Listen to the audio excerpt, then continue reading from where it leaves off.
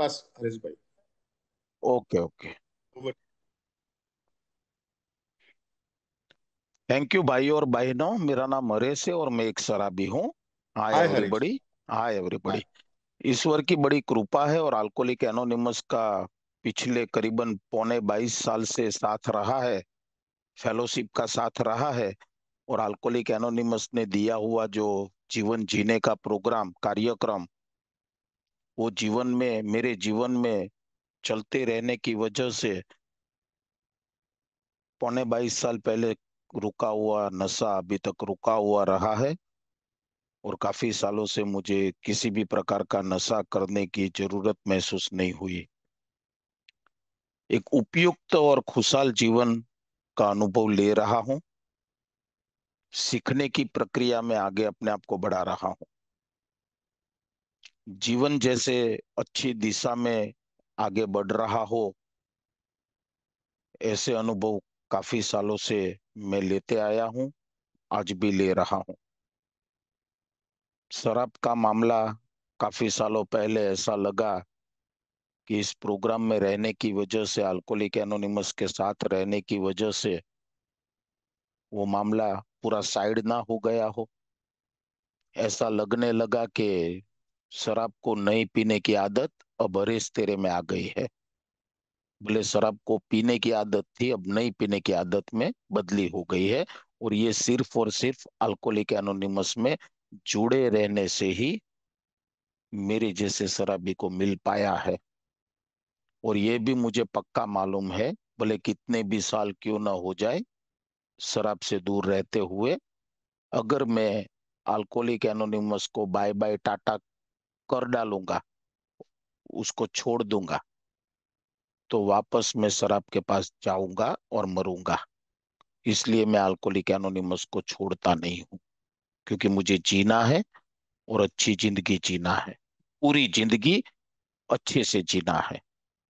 इसलिए alcoholic anonymous का रास्ता मेरी फर्स्ट प्रायोरिटी है।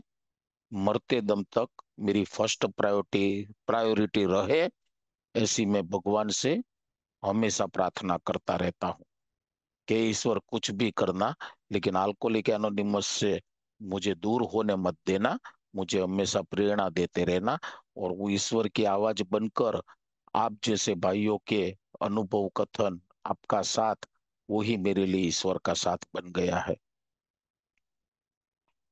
तो ये मेरे जैसे सैकड़ों शराबी पूरी दुनिया भर में, ये 90 साल पहले मेरे जैसे शराबी की क्या हालत होती थी, खतरनाक। कोई जी ही नहीं पाते थे, सबको ज्यादातर शराब पी पी के मरना। और उसका हिस्ट्री भी ऐसा है कि विलियम डी सिल्कवर्थ नाम का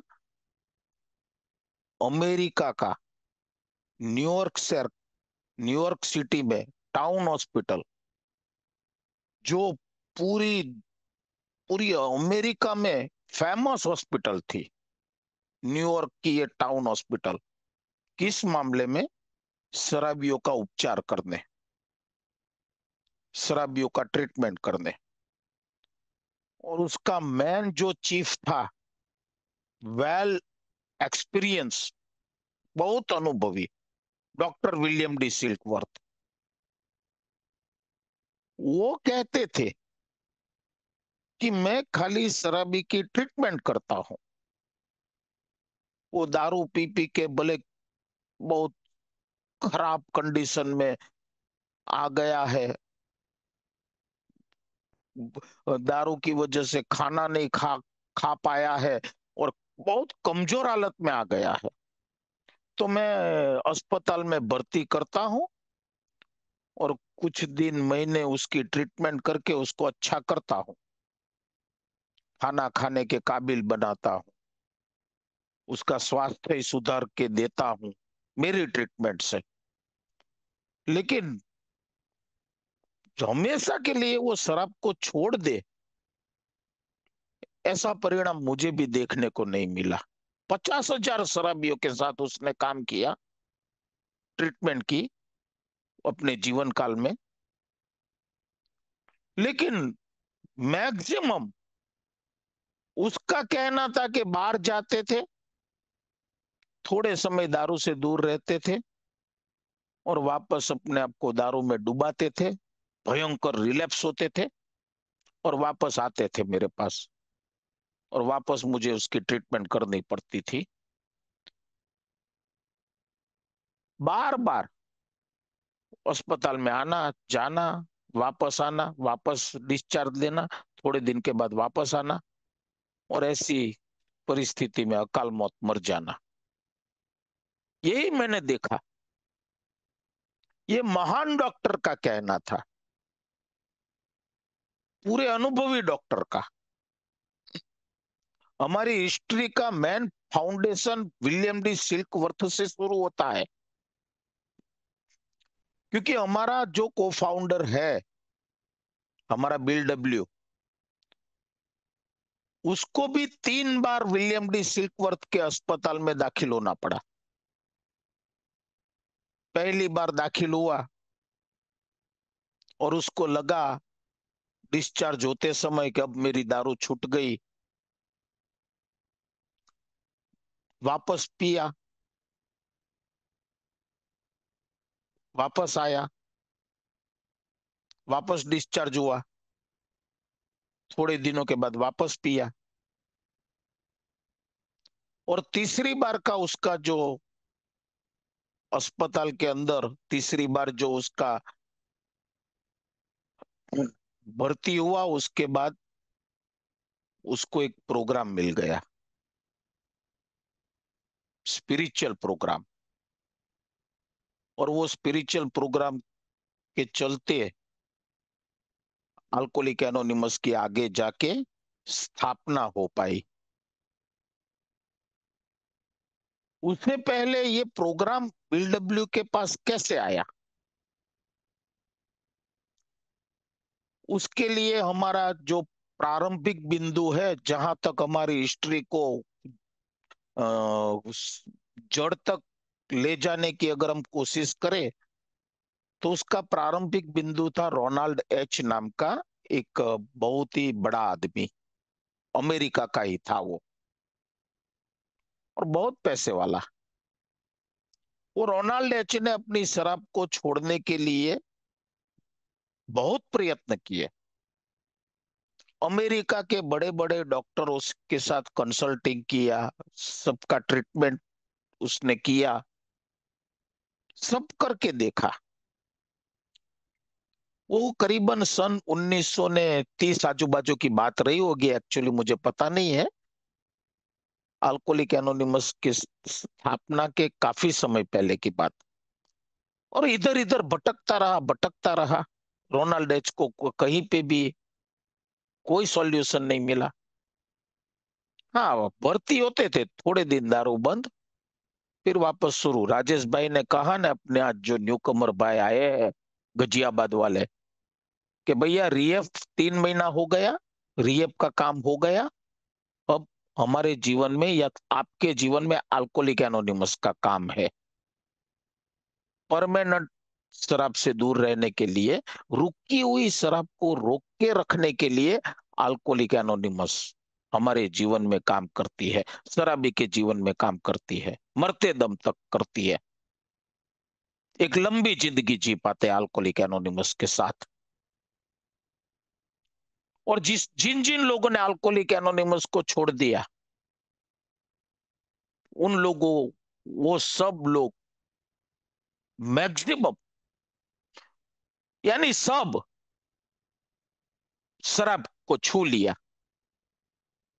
और वापस जिन जिन लोगों ने अल्कोहलिक एनोनिमस में आकर बाहर निकल गए, और जिन जिन लोगों ने शराब को वापस छू लिया, उनमें से बहुत कम लोग, बहुत कम लोग वापस अल्कोहलिक एनोनिमस में आ पाए हैं। बाकी ज्यादातर लोगों की बस खबर आई है कि वो पी पी के मर गया, वापस अल्कोहलिक एनोनिमस में नहीं आ पाया। इतनी खतरनाक बीमारी। तो वैसा ही रोनाल्ड एच भी इन आउट होते रहता था, ट्रीटमेंट के ऊपर करवाता रहता था, कोई फायदा नहीं होता था। और उस समय का विश्व विख्यात साइकराटिस्ट, साइकोसोमेटिक्स, साइकोलॉजिस्ट, सब अनुभव वाला कार्ल गुस्ताव यूंग, जो यूरोप में रहते थे, तो वो अमेरिका से यूरोप, रोनाल्ड एच अपने ट्रीटमेंट करवाने के लिए कार्ल गुस्ताव यूंग के पास गए। नंबर वन, विश्व विख्यात, बहुत ही दुनिया में नंबर वन साइक्राटिस्ट में, मनो मानसिक क्षेत्र के अंदर। उसके पास ट्रीटमेंट 1 साल तक करवाया, 1 साल उसके पास रहा रोनाल्ड एच। तगड़ी फीस दी, बहुत बड़ी फीस चुकाई उसको। 1 साल जितना वक्त रोनाल्ड एच के साथ रहा, क्योंकि कैसे भी करके उसको मरना नहीं था रोनाल्ड एच को, और उसको लगता था दारू मोरी जान ले लेगी। तो 1 साल का वक्त एक कार्ल गुस्ताव यूंग के साथ बिताया। और 1 साल के बाद उसको ऐसा लगा, डिस्चार्ज होते समय, अब मैं सपने में भी दारू नहीं पीऊंगा, ऐसा ओवर कॉन्फिडेंस के साथ 1 साल का ट्रीटमेंट, ओवर कॉन्फिडेंस के साथ वो वापस अपने अमेरिका आया। कुछ ही महीनों में वापस उसकी शराब शुरू हो गई, कुछ ही महीनों में, उसको पता भी नहीं चला।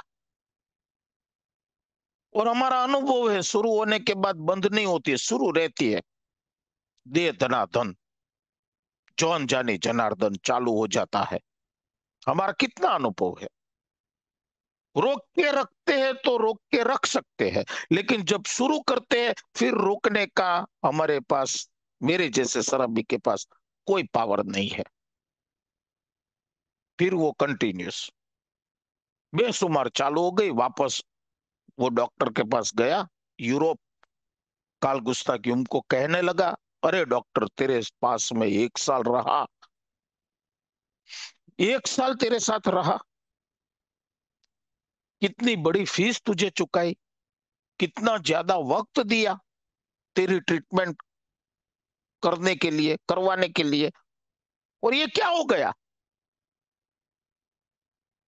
कार्ल गुस्ताव यूंग ने जवाब दिया कि तेरे जैसे केसेस के अंदर, दुनिया में कोई भी मेडिकल साइंस के अंदर, साइक्राटिस्ट के अंदर कोई इलाज नहीं है, मेरे पास भी नहीं है।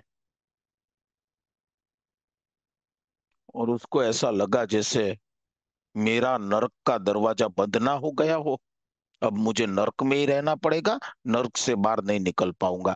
यानी ये शराब के नरक में ही मुझे रहना पड़ेगा और मरना पड़ेगा, बाहर निकलने का रास्ता कोई है ही नहीं। ऐसा उस महान डॉक्टर, विश्व विख्यात महान साइक्राटिस्ट का कहना, कार्ल गुस्ताव यूंग का, कि तेरा कोई इलाज नहीं है, तेरे जैसे केसेस का कोई इलाज नहीं है, आदिकाल से, आदिकाल से कोई इलाज नहीं है।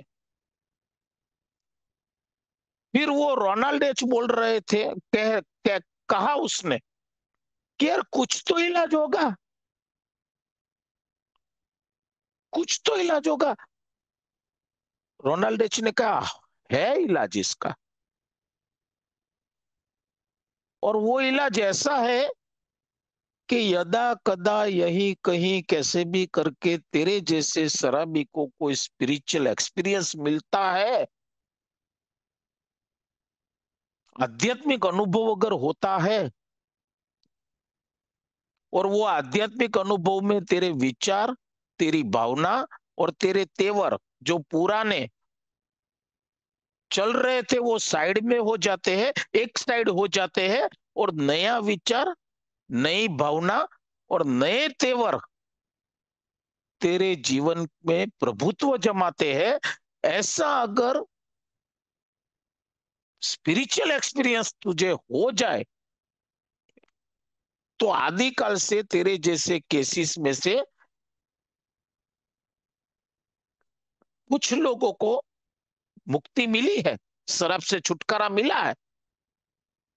कोई स्पिरिचुअल एक्सपीरियंस, यानी तेरे आइडिया, तेरे इमोशन और तेरे एटीट्यूड पूरी तरह बदलने चाहिए, आइडिया, इमोशन और एटीट्यूड, तो शराब से मुक्ति मिल सकती है तुझे। लेकिन वो स्पिरिचुअल एक्सपीरियंस तुझे कौन दे पाएगा, कहां से मिलेगा, ये सस्पेंस है। ये मैं तुझे नहीं कह सकता, कोई तुझे नहीं बता सकता कि यहां चला जा और तुझे आध्यात्मिक अनुभव मिलेगा। काबा चला जा, मक्का चला जा, काशी में चला जा, या चित्रकूट में चला जा, हमारे इंडिया की बात करते हैं, या तिरुपति जा, या हिमालय में चला जा, और तुझे वहां स्पिरिचुअल एक्सपीरियंस मिल जाएगा। कोई गारंटी, वो नथिंग। मैं भी तुझे ऐसे स्पिरिचुअल एक्सपीरियंस दिलाने में जीरो हूं। मेरे पास जो था वो सब तेरे को दिया, लेकिन वो कोई काम का नहीं है तेरे जैसे क्रॉनिक अल्कोहलिक के लिए वाइटल स्पिरिचुअल एक्सपीरियंस। और रोनाल्ड ने कहा कि मैं धार्मिक हूं, मैं रिलीजियन में हूं, मैं चर्च का सभासद हूं, तो मुझे क्यों नहीं मिलता है? मैं रेगुलर चर्च जाता हूं, तो मुझे क्यों आध्यात्मिक अनुभव नहीं मिलता है? तो उसने बोला धार्मिकता से स्पिरिचुअल एक्सपीरियंस का कोई रिलेशन नहीं है, रिलीजियन से कोई स्पिरिचुअल एक्सपीरियंस का रिलेशन नहीं है। तू भले कितना ही धार्मिक रहा हो, रेगुलर चर्च में भले जाता रहा हो, लेकिन ये उससे भी बहुत बड़ी बात है, आध्यात्मिक अनुभव। और वो स्पिरिचुअल एक्सपीरियंस के लिए इधर उधर इधर उधर इधर उधर इधर उधर जाता रहा कि कहीं से आध्यात्मिक अनुभव मिल जाए। और ग्रेस ऑफ गॉड, ऊपर वाले की कृपा, के उस समय क्रिश्चियन कम्युनिटी में से एक अलग प्रोग्राम, चर्च की जो कम्युनिटी थी उसमें से एक अलग प्रोग्राम जो क्रिश्चियन कम्युनिटी का ही था, लेकिन अलग प्रोग्राम ऑक्सफोर्ड ग्रुप करके चलता था। और उस ग्रुप के अंदर 6 स्टेप का प्रोग्राम था, 6 स्टेप का प्रोग्राम। और उस प्रोग्राम से जो लोग भावनिक मानसिक समस्या से पीड़ित थे उस समय, वो इस ऑक्सफोर्ड ग्रुप की फेलोशिप, ऑक्सफोर्ड ग्रुप के प्रोग्राम से रिकवरी में आते थे। खाली शराबी की बात नहीं, जो गंभीर समस्याओं से पीड़ित थे, डिप्रेशन, मन की शांति नहीं मिलना, मन अशांत रहना, अंदर से दुखी, अंदर से जो दुखी रहते थे, वो लोग ऑक्सफोर्ड ग्रुप की फेलोशिप में और प्रोग्राम में जाकर एक अच्छी जिंदगी का अनुभव में आते थे। तो वो भी गया उस ऑक्सफोर्ड ग्रुप के अंदर, रोनाल्ड एच, और वहां पे उसने एक स्पॉन्सर लिया और 6 स्टेप का प्रोग्राम किया। वो पहला स्टेप था उसका, संपूर्ण हार मानो। दूसरा स्टेप था ऊपर वाले के हवाले, भगवान के हवाले सब करो, कर डालो। तीसरा स्टेप था अपना मोरल इन्वेंटरी लो, नैतिक लेखा जोखा बनाओ, आत्म संशोधन करो। चौथा स्टेप था कन्फेशन करो, जो भी तुम्हारा इन्वेंटरी में जो जो आया है, जैसा भी आया है, कितना भी भले बुरा क्यों ना आया हो, उस सब का कन्फेशन करो अपने स्पॉन्सर के साथ। और पांचवा स्टेप था उसका, प्रायश्चित चालू कर दो। जिन जिन लोगों को दुखाया है उसका प्रायश्चित करो, एमेंड्स करो। और छठवां आखिरी स्टेप था दूसरों को निस्वार्थ मदद करो।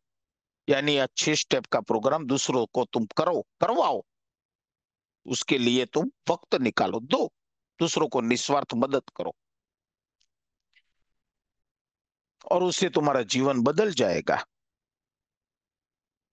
क्रांतिकारी रूप में बदल सकता है। और ये अनुभव रोनाल्ड को मिला, और वो रिकवरी में आए,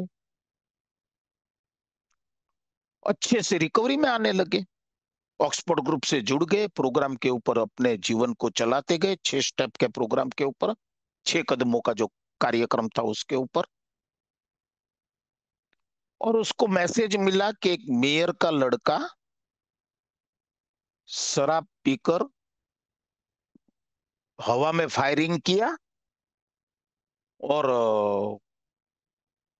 कुछ कबूतर मर गए, और पुलिस ने उसको अरेस्ट कर दिया, और कोर्ट रूम में उसको आज खड़ा करने वाले हैं, और मेयर का लड़का और शराबी।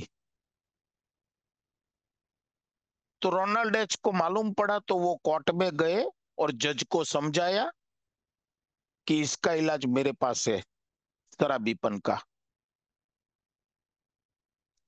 और उसको पैरोल पे छुड़वाया, और उसको 6 स्टेप का प्रोग्राम रोनाल्ड एच खुद स्पॉन्सर बन के उस लड़के को करवाया। उस लड़के का नाम था एबी थेचर, वो भी रिकवरी में आया। अभी हमारे को फाउंडर जो बिल डब्ल्यू बेशुमार पी रहे थे उस वक्त, और डॉक्टर ने उसको लाइलाज, विलियम डी सिल्कवर्थ ने कह डाला था 2 बार के हॉस्पिटलाइजेशन के बाद, उसकी बीवी को और उसको कह डाला था कि तेरी जिंदगी 6-7 महीने से अब ज्यादा नहीं है। सनातन सत्य, महान अनुभवी डॉक्टर बोल रहा है सन 1934 में कि तेरी जिंदगी अब 6-7 महीने से ज्यादा है ही नहीं, 6 महीना ज्यादा से ज्यादा तू जी पाएगा, फिर तेरी मौत निश्चित है। तेरे अंदर के पुर्जे शराब पी पी कर, नशे में धुत रहकर, तेरे अंदर के पुर्जे पूरे खत्म हो चुके हैं, पूरे बिगड़ चुके हैं।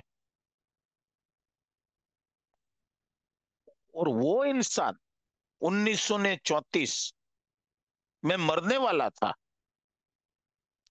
वो 1971 तक जिया, 1971 तक वो जिंदा रहे, जो निश्चित 6 महीने में 1934 में मरने वाले थे। ऐसा चमत्कार कैसे हुआ? इतना बड़ा चमत्कार कैसे हुआ? वही हमारी हिस्ट्री, वही हमारा अल्कोहलिक एनोनिमस का इतिहास। तो वो अपने बिल डब्ल्यू 1934 में शराब में धुत, 2 बार हॉस्पिटलाइज हो चुके थे, काफी प्रयत्न कर चुके थे शराब छोड़ने के। उसकी बीवी, वो खुद, दोनों ने मिलकर ढेर सारे प्रयत्न किए थे, लेकिन सब नाकाम, सब नाकाम, और मरने जैसी हालत। और बिल डब्ल्यू ने सोच ही लिया था बस अब मरना है, अब खेल खलास, अब पिक्चर का द एंड, अब कोई गुंजाइश ही नहीं है, कोई स्कोप ही नहीं है अब मेरे जीवन में। उसने तय कर लिया था कि बस अब दूसरे शराबी जो अकाल मौत मर गए, वैसा ही अब मेरा भी होने वाला है। कोई उसको उम्मीद नजर नहीं आती थी। और ताज्जुब की बात, वो जो एबी थेचर मेयर का लड़का रिकवरी में आया था 6 स्टेप के प्रोग्राम के जरिए, ऑक्सफोर्ड ग्रुप के जरिए, वो बचपन का दोस्त था बिल डब्ल्यू का। और ऐसा दोस्त था जो साथ में बचपन में पढ़े, साथ में वर्ल्ड वॉर में गए, साथ में शेयर बाजार में रहे, इतना साथ, जिगरी दोस्त था। लेकिन शराब ने दोनों को अलग कर दिया था। फिर दोनों अकेले में अपने अपने हिसाब से दारू के अंदर डुबा डुबा के दोनों खत्म हो रहे थे। उसमें से एबी थीचर को तो चलो मैसेज मिल गया, और वो मैसेज में आ भी गए, यानी रिकवरी में आ भी गए। और एक दिन वो बाजार से गुजर रहा था, और बिल डब्ल्यू की जो वाइफ लुइस, उसका नाम लुइस, वो भी बाजार से गुजर रही थी, और दोनों मिले और हाय हेलो किया। और लुइस ने कहा, अरे तू तो अच्छा दिखता है, तेरे को कैसे, तू अच्छा कैसे हो गया? कि मैंने 4-5 महीने से शराब नहीं पी है, शराब छोड़ दी है। क्या बात है लुइस के, क्या बात है, अमेजिंग। तो तेरे दोस्त को भी यार मदद कर दे, वो मर रहा है, खत्म हो जाएगा, डॉक्टर ने भी बोल दिया है, उसको जरा बोलने तो एबी थेचर ने बिल डब्ल्यू के घर के ऊपर फोन लगाया, और फोन में बोला, मैं तेरा दोस्त एबी थेचर बोल रहा हूँ, एबी बोल रहा हूँ, एबी। और बिल डब्ल्यू को तो ताज्जुब लगा, अरे मेरा बचपन का दोस्त, साथ में हम लोगों ने शराब का मजा लेने के लिए एक छोटा चार्टर प्लेन किराए पे लिया था, और हवा में उड़े थे हम दोनों साथ में, और साथ में दारू पिया था, बहुत साल पहले की बात। दोनों ने मिलकर ऐसा भी किया था। शराबी क्या नहीं करता शराब के मजे लेने के लिए। तो उसको वो पुराने दिन याद आ गए। अरे बोल मेरे माय डियर फ्रेंड, कैसा है तू, कहाँ है?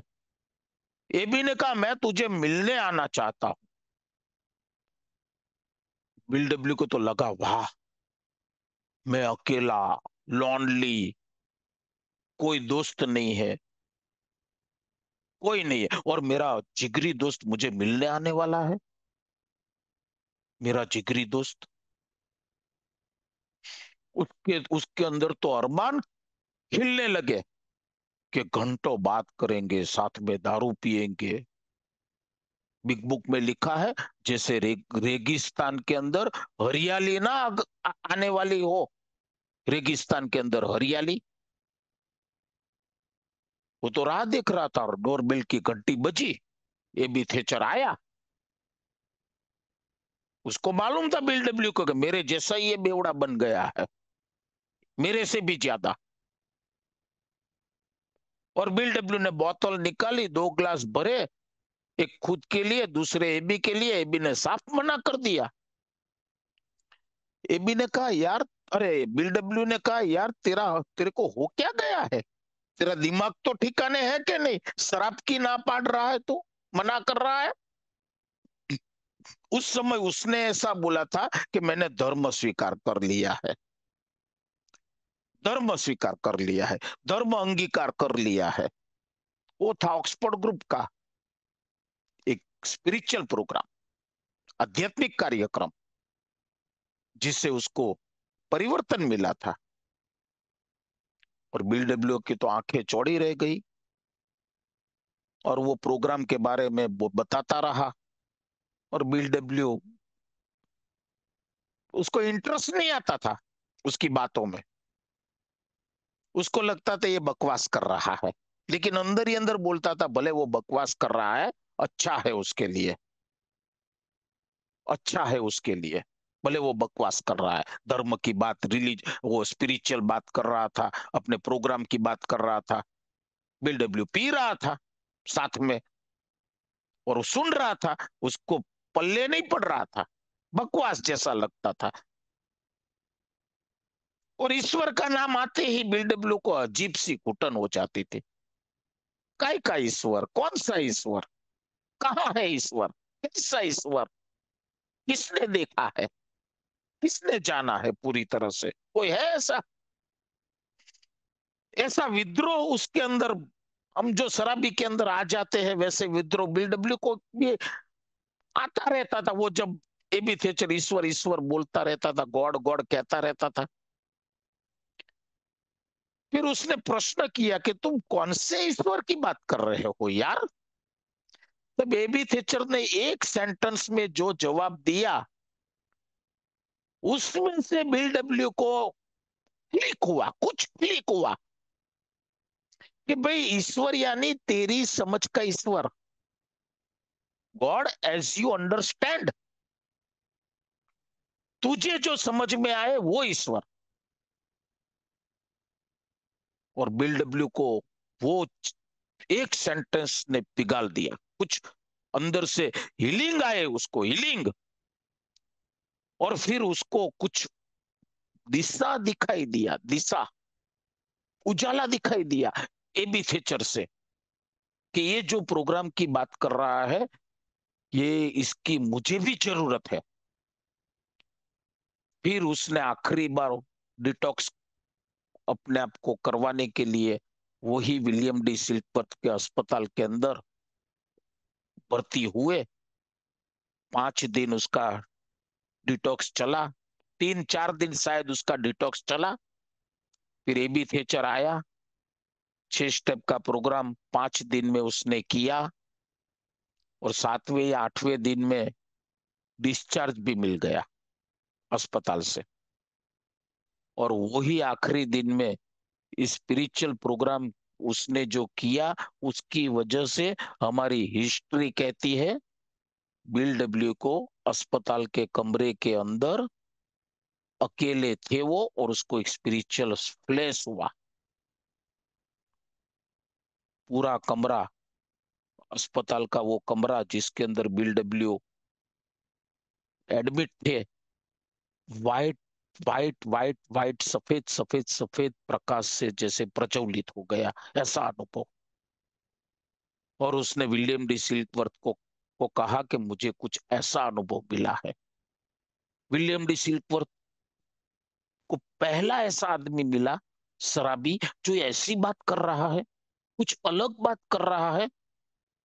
अगर कोई और डॉक्टर होता तो बोलता कि यार तू पागल हो जाएगा, तू पागल जैसा बर्ताव कर रहा है, ऐसा कोई बात सुनने में थोड़ा आता है, ऐसा कहीं थोड़ा होता है। लेकिन विलियम डी सिल्कवर्थ ने नोटिस किया कि यार कुछ डिवाइन चीज इस बंदे के साथ घटित हुई है, कोई दिव्य चीज।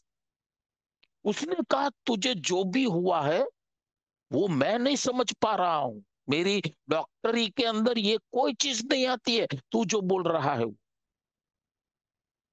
तू एकदम बदला बदला सा, तेरी बातों में मैं कॉन्फिडेंस देख रहा हूं, वजन देख रहा हूं, वजन, आत्मविश्वास तेरे अंदर मैं देख रहा हूं। तेरी बातें बहुत ही मेरी समझ में नहीं आती है, नहीं आ रही है, लेकिन बहुत मुझे डिवाइन लगती है।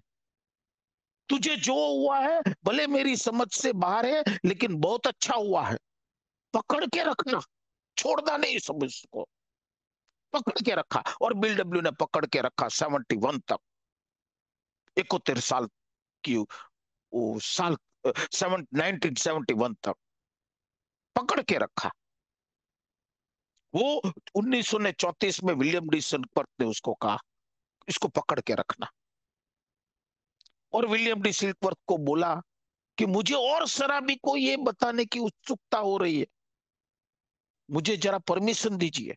इस अस्पताल में तो कितने, पूरी शराबी की ट्रीटमेंट की, नशेड़ियों की ट्रीटमेंट की तो ये अस्पताल है, दुनिया भर के नशेड़ी वहां पे भर्ती भर्ती हुए रहते हैं, मुझे उनसे मिलने की परमिशन दीजिए। बाकी डॉक्टरों को बहुत ही शंकाएं हुई कि एक बेवड़ा दूसरे बेवड़े से मिलेगा, साला 7 दिन सोबर, 7 दिन से आया हुआ है, और मिलेगा तो उसको भी ले जाएगा और दोनों पिएंगे साथ में, पूरा सत्यानाश होगा।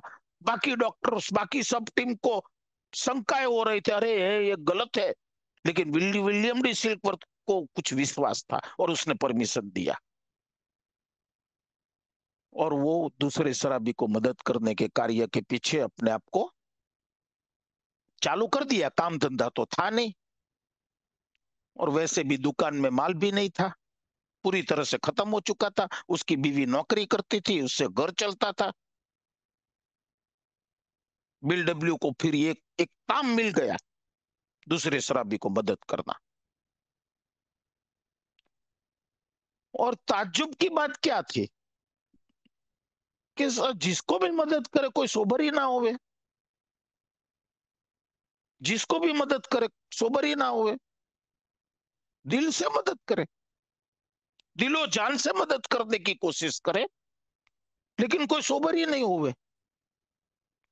उसकी बीवी को बोला उसने, यार कितना बेवड़े को समझाता हूं, कितना बेवड़े को मदद करता हूं, कितना उसको वक्त देता हूं, पूरा टाइम इसके पीछे लगाता हूं, सुबह से शाम तक अस्पताल में जाना, कहीं पे भी हो मिले, कहीं पे भी मुझे उसका मालूम पड़े तो उसको मिलने जाना, उसको साथ में रखना, ये करना वो करना। साले सोबर कोई होते नहीं है।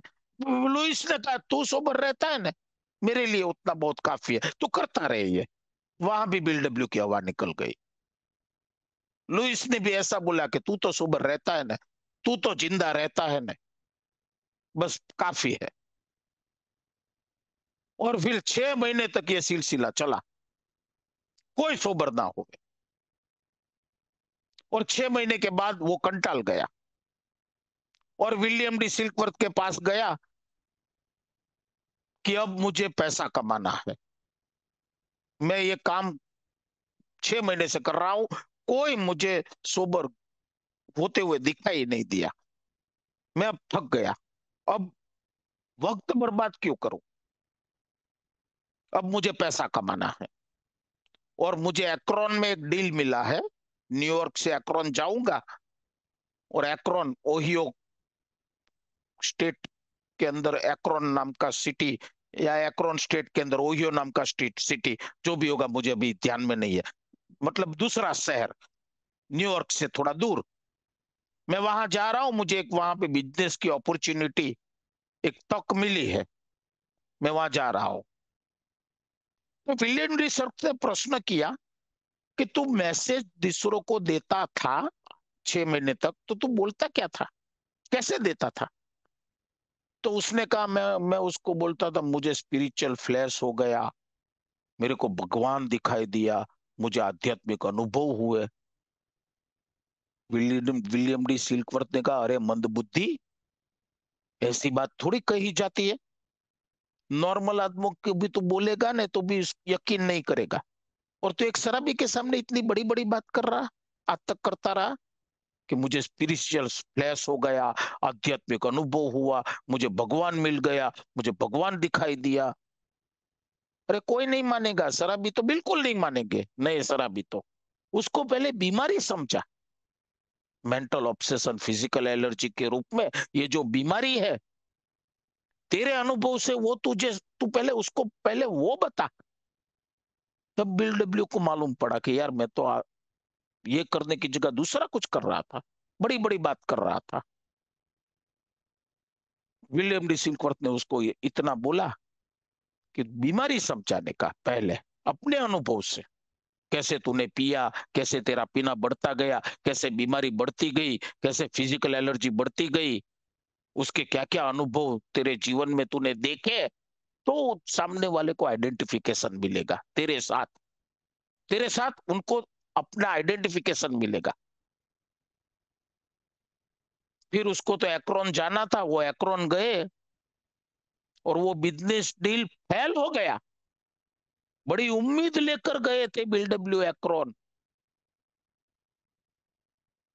और वो पूरा डील फेल हो गया, और भयंकर डिप्रेशन चालू हो गया बिल डब्ल्यू के मन के ऊपर, दिलो दिमाग के ऊपर, पूरी हताशा के बादल, निराशा के बादल, काले काले बादल मंडराने लगे, इतना दुखी, इतना दुखी। और उस समय उसको खतरनाक ऑब्सेशन आना चालू हो गया, दारू पीने का वापस, 6 महीने के बाद, खतरनाक शक्तिशाली, उसका दिमाग काम ना करे, बस एक ही सोच, बार सामने वाले बार में जाओ और पी लो। इतनी अंदर से तकलीफ हो रही थी, डिप्रेशन, मायूसी, डर, इनसिक्योरिटी, ऐसी हालत में वो जो आ गए थे, और उसको शराबी दिखाई दे रही थी कि अब तो पीना ही पड़ेगा, अब तो पीना ही पड़ेगा। अब तो थोड़ी पीनी ही पड़ेगी, नहीं तो मैं रह नहीं पाऊंगा ऐसी कंडीशन में। लेकिन 6 महीने सोबर थे, और स्टेप 12 6 स्टेप का जो प्रोग्राम के कुछ अनुभव उसके अंदर जीवंत थे। कुछ तो जीवंत थे कि उसने भगवान को याद किया कि ये भगवान मुझे समझ में नहीं आता, मैं क्या करूं क्या ना करूं, मेरी मदद करो, मुझे मार्गदर्शन दो, मैं क्या करूं, give me guidance, God give me guidance. और उसके अंतरात्मा में से, अंदर से एक विचार ऊपर आया, उसके मन तक आया, और वो विचार ने उसको कहा, इस अनजान शहर में अभी का अभी तो कोई बेवड़े को ढूंढ, कोई शराबी को ढूंढ। आखिरी जो छठवां स्टेप था, जब कोई चीज काम ना करे तब दूसरों को मदद करना, वो काम कर जाएगा तेरे जीवन में। वो याद आया और उसने फोन घुमाने चालू किए। 10 फोन घुमा डाले, किसी के साथ संपर्क नहीं हुआ। 11वां फोन घुमाया। जैसे मेरे जैसा शराबी, एक ठेके पे दारू नहीं मिलती तो दूसरे ठेके पे, 10 ठेके तक नहीं मिलती है, फिर 11वें ठेके में भी जाता हूँ। किसी भी हद तक जैसे मैं दारू पीने के लिए जाता था, वैसा ही बिल डब्ल्यू दूसरे शराबी को, अपने आप को बचाने के लिए, दूसरे शराबी को ढूंढने के लिए किसी भी हद तक गए। वो थी ग्रेस ऑफ गॉड, वो थी ईश्वर की इच्छा, वो थी गॉडविल उस समय की। और उस गॉडविल को बिल डब्ल्यू ने साकार किया। 11वां फोन के ऊपर एक सिस्टर इग्निशिया को लगा, और सिस्टर इग्निशिया ने कहा, मेरी पहचान में एक डॉक्टर है, बहुत बड़े डॉक्टर है, उसका नाम बॉब है, डॉक्टर बॉब है। वो सालों से शराब छोड़ने के प्रयत्न कर रहे हैं, ऑक्सफोर्ड ग्रुप में भी जाते हैं, लेकिन कोई फायदा नहीं हुआ है। वो सालों से लड़ रहे हैं शराब के साथ। सिस्टर इग्निशिया को कहा बिल डब्ल्यू ने, मुझे मिला उससे,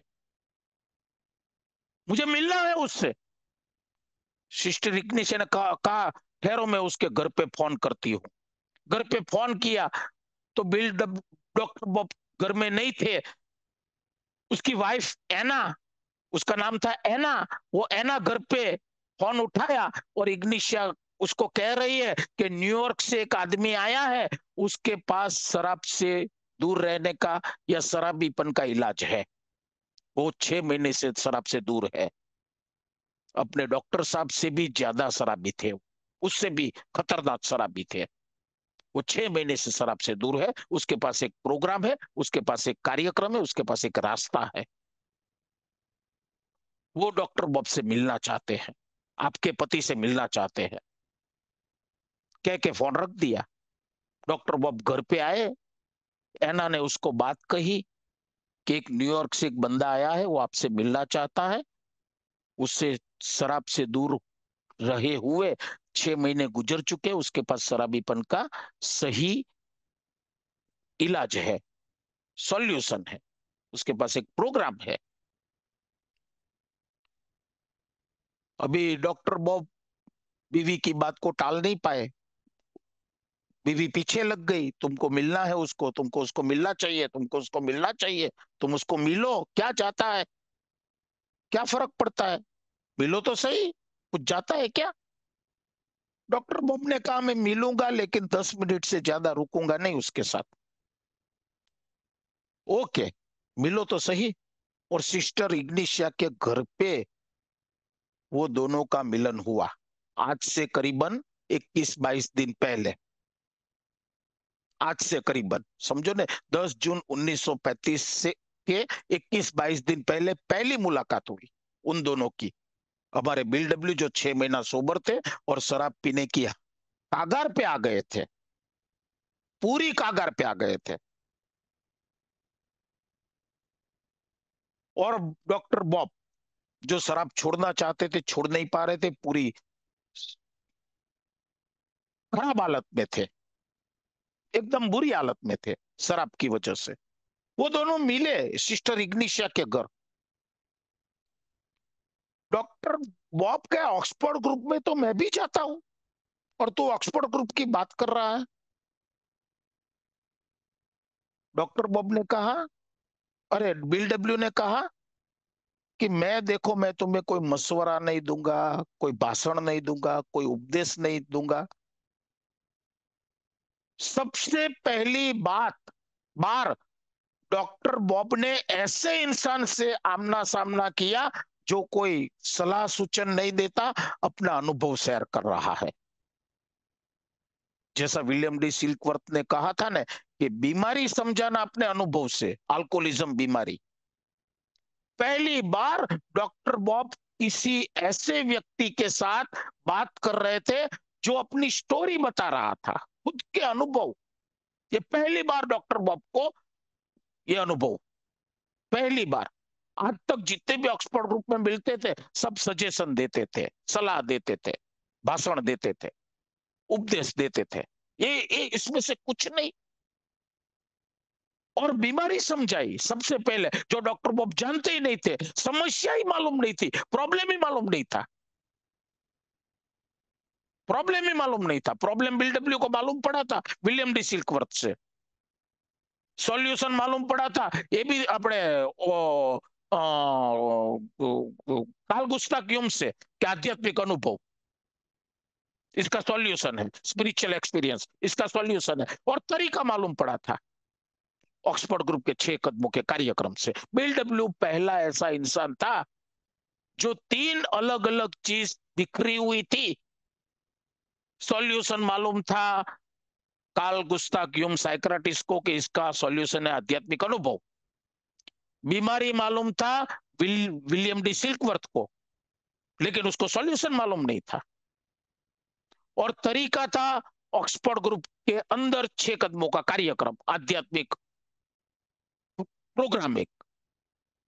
लेकिन उनको मालूम नहीं था कि शराबी के लिए भी काम कर सकता है कि नहीं करता। तो तीनों चीज, बिल डब्ल्यू पहला इंसान था जो विलियम डी सिल्कवर्थ से बीमारी मालूम पड़ी है, कार्ल गुस्ताव यूंग से लेकर, रोनाल्ड एच से लेकर, एबी थेचर से लेकर सॉल्यूशन मालूम पड़ा कि आध्यात्मिक अनुभव, स्पिरिचुअल एक्सपीरियंस। और वही एबी थेचर के जरिए ऑक्सफोर्ड ग्रुप के 6 कदमों के कार्यक्रम से तरीका मालूम पड़ा, आध्यात्मिक अनुभव किस तरह से मिल सकते हैं एक शराबी को। वो तीनों चीज बिल डब्ल्यू को मालूम पड़ी। भले डॉक्टर बॉब ऑक्सफोर्ड ग्रुप में जाते भी थे, उसको कोई फायदा नहीं होता था, उसकी शराब रुकती नहीं थी। पहली बार उसको बीमारी मालूम पड़ी, विलियम डी सिल्कवर्थ ने को जो मालूम था वो बिल डब्ल्यू को बताया था, और बिल डब्ल्यू डॉक्टर बॉब को अपने अनुभव से बता रहा था, और उसको आइडेंटिफिकेशन मिला। 10 मिनट के लिए मिलने वाले डॉक्टर बॉब बातों बातों में एक दूसरे के अनुभव एक दूसरे से शेयर करने करने में 5.5 घंटा, 5.5 कलाक बैठे रहे, बातें करते रहे, बातें करते रहे, बातें करते रहे। डॉक्टर बॉब को भी जाने का बनना हो, बस बातें करते रहे। और उसी दिन से डॉक्टर बॉब सोबर, दारू रुक गई उसी दिन से। और 6 स्टेप का प्रोग्राम किया, लेकिन वो जो 5वां स्टेप था कि मैं किसी का माफी नहीं मांग सकता, प्रायश्चित करने के लिए, एमेंड्स करने के लिए मैं माफी नहीं मांग सकता। मेरा नाम है, मैं बहुत बड़ा सर्जन हूं, मैं बहुत बड़ा डॉक्टर हूं, ऐसा वो खुद को मानते थे। मैं किसी के माफी नहीं मांग सकता। और बिल डब्ल्यू तो कुछ बोल नहीं पाए कि ये तुझे करना ही पड़ेगा, ये तुझे करना ही पड़ेगा, ऐसा तो बोल नहीं सकते। ओके।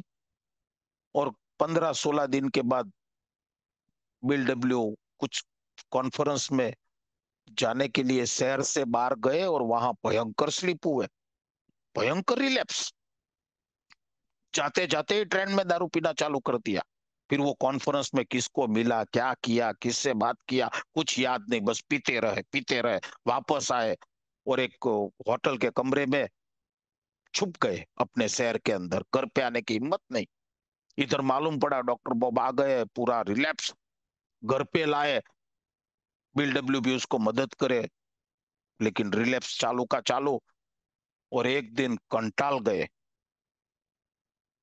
डॉक्टर बॉब कंटाल गए, इतना थक गए, इतना हार गए, घुटनों के बल आकर बिल डब्ल्यू को हाथ जोड़ के बोल रहे हैं, अब बिल तू जैसा कहेगा वैसा मैं करूंगा, मुझे मरना नहीं है, मुझे ऐसी जिंदगी नहीं जीनी है, मैं बहुत परेशान हो गया हूं। वो दिन था कल का दिन, कल शाम का, 9 जून 1935। थक गए, सो गए, सुबह जागे, उसने एक संकल्प कर लिया था, बिल जैसा बोलेगा वैसा करना है।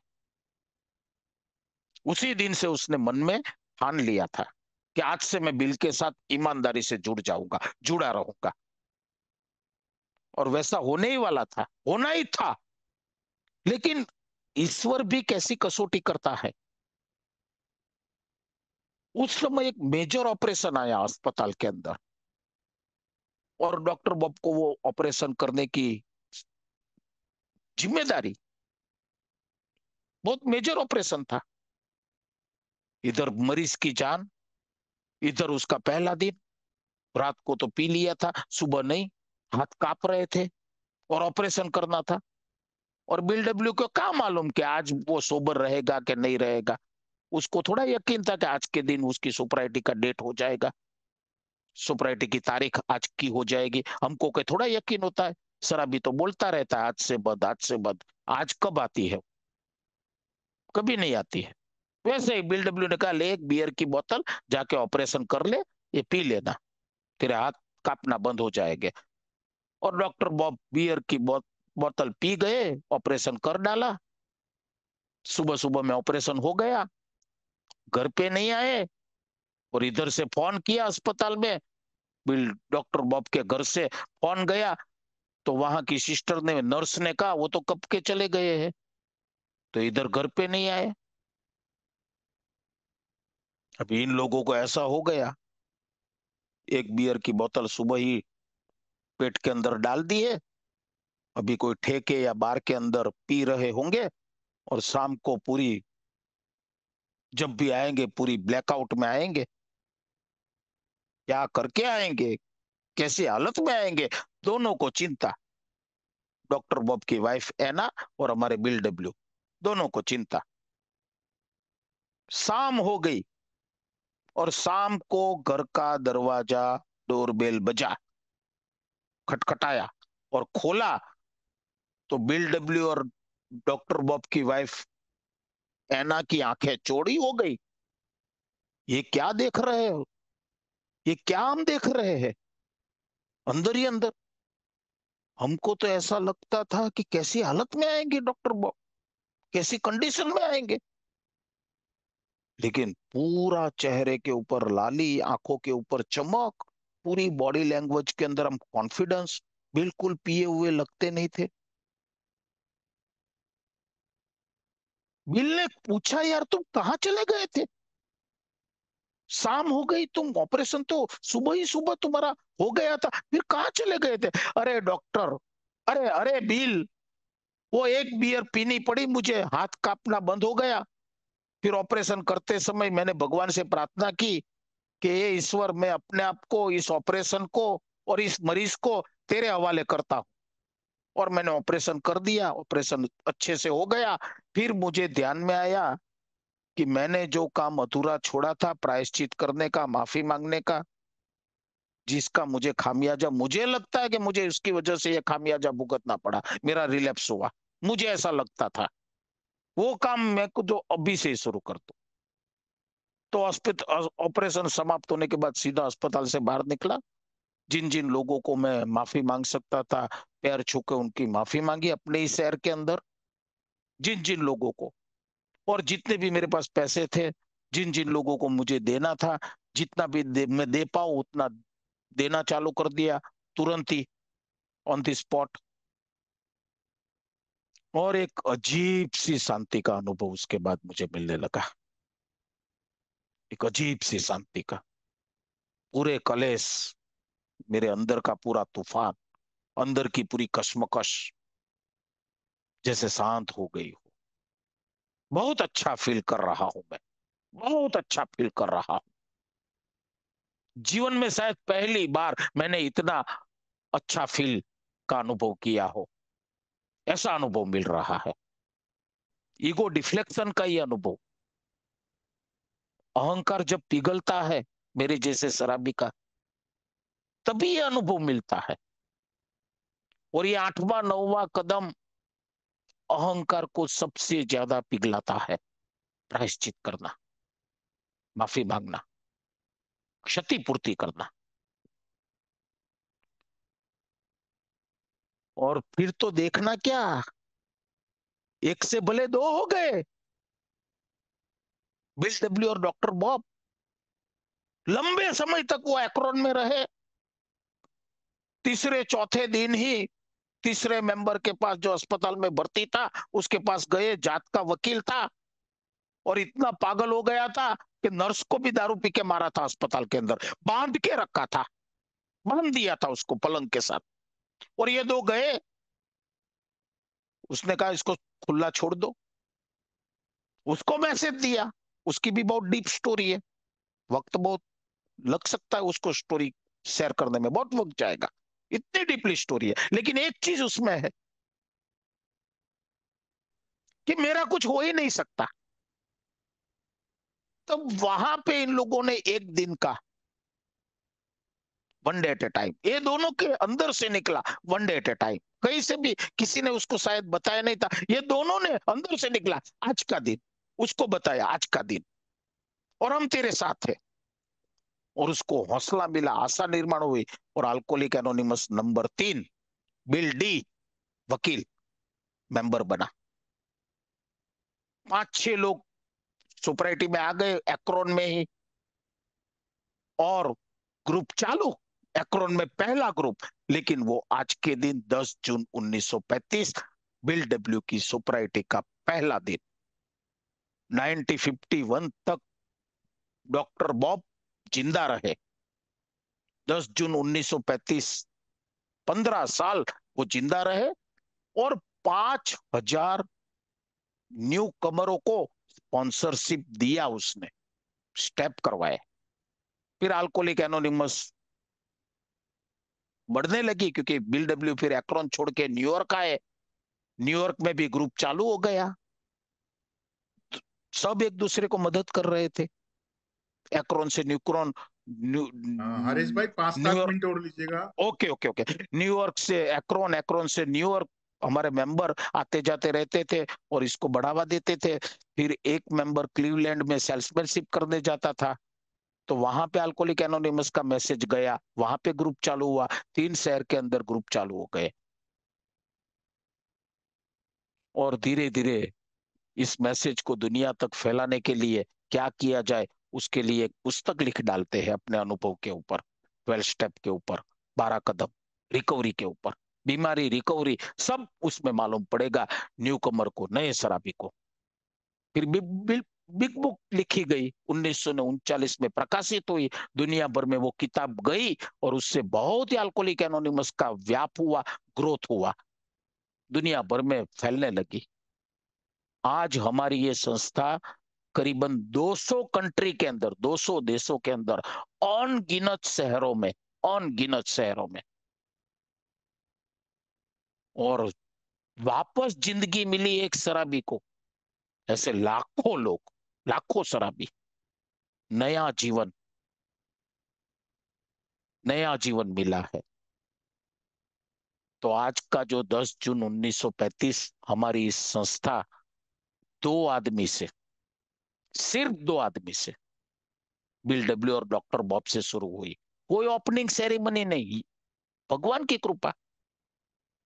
कोई ओपनिंग सेरेमनी कुछ नहीं, उसको भी मालूम नहीं था कि आज का दिन एक इतिहास का महान दिन बनने वाला है। वो जो ऑपरेशन का दिन, एक बियर पिया, फिर भगवान की कृपा तो देखो, उसकी नीयत पीने की नहीं थी, बाप की जरूरत उस समय आ गई थी, हाथ कांप रहे थे, इसलिए उसको पीना पड़ा था। फिर उसको एलर्जी ट्रिगर नहीं हुई। ये कितनी बड़ी बात हो सकती है। उसकी नीयत साफ थी। और दलाई लामा ने कहा है कि 21वीं सदी की सबसे अगर कोई इस पृथ्वी के ऊपर महान घटना घटित हुई हो तो वह है 10 जून 1935 अल्कोहलिक एनोनिमस का फाउंडेशन स्थापना। दो आदमी के जरिए, दो शराबी के जरिए। फिर तो पूरी दुनिया का सहयोग मिला। अमेरिका के सब बड़े बड़े नेता, बड़े बड़े सामायिक पत्रिकाएं, सबका सहयोग मिला। डॉक्टर, साइक्राटिस्ट, कितने लोगों का सहयोग मिलता गया और आज भी मिल रहा है, क्योंकि काफी लोगों को जानकारी मिल चुकी है कि इसका इलाज अल्कोहलिक एनोनिमस के अंदर है। फिर 6 स्टेप के 12 स्टेप बने। वही 6 स्टेप को थोड़ा विस्तृत करके, टुकड़े टुकड़े करके 12 स्टेप बनाए गए। वो सब अल्कोहलिक एनोनिमस के साथ अंदर हुआ। हमारे मेंबरों के एक दूसरे से जुड़े रहे, उसकी वजह से हो पाया। और कितना कुछ अभी भी हो रहा है। तो आज का हमारा 90 साल का अल्कोहलिक एनोनिमस का वर्धापन दिन, फाउंडेशन दिन, सबको खूब खूब हार्दिक शुभकामनाएं। हार्दिक शुभकामनाएं। अल्कोहलिक एनोनिमस हर एक शराबी तक पहुंचे, हर एक शराबी तक पहुंचे, ऐसी भगवान से प्रार्थना। और हम सब एक दूसरे से अच्छे से जीवन के आखिरी सांस तक जुड़े हुए रहे। और दूसरे शराबी तक हम सब इस भगवान के मैसेज को, ईश्वरीय संदेश को हर एक शराबी तक पहुंचा सके, ऐसी ईश्वर से दिल से प्रार्थना। धन्यवाद। बहुत बहुत धन्यवाद हरीश भाई। थैंक कृपया ध्यान दें। कृपया ध्यान दें। कृपया ध्यान दें। अगर किसी भाई या बहन को शराब के मामले में समस्या हो या शराब छोड़ना हो तो कृपया संपर्क करें जीएसओ इंडिया, मतलब ये वेबसाइट पर संपर्क करें www.aagsoindia.org और अपने आसपास एए मीटिंग ढूंढने के लिए यह वेबसाइट पर जाएं www.aa.org/findaa। धन्यवाद।